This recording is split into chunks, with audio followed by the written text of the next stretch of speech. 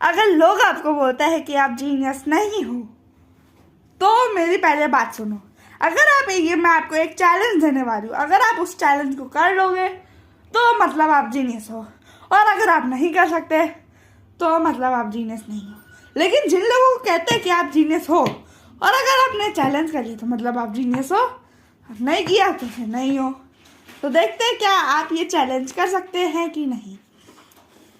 अगर ये मैंने भी खुद चैलेंज कर लिया तो फिर मैं जीनियस हूँ, अगर मैंने नहीं किया तो मैं खुद जीनियस नहीं होंगी। अब मेरे को तो लगता है कि मैं जीनियस हूँ क्योंकि मैंने कई बार इस चैलेंज का प्रैक्टिस और ट्राई किया है। लेकिन चैलेंज तो वही होता है ना जो एक बार में इंसान करके दिखाए। तो मैंने घर में कई बार लोगों से कहा कि मैं आपके साथ चैलेंज लगाती हूँ, करके दिखाओ।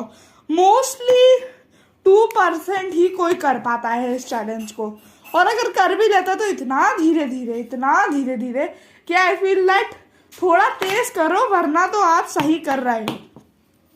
ये चैलेंज बहुत ही इजी होता है, कोई भी इस चैलेंज को कर सकता है, क्योंकि इस चैलेंज को करने के लिए बस एक पेन की ज़रूरत होती है। वो कोई भी ब्रांड हो, बॉल जेल, वैसे भी हमें इससे लिखना तो है नहीं, जो भी हम पेन यूज़ करेंगे तो वेल हमें एक पेन की ज़रूरत होगी, ठीक है।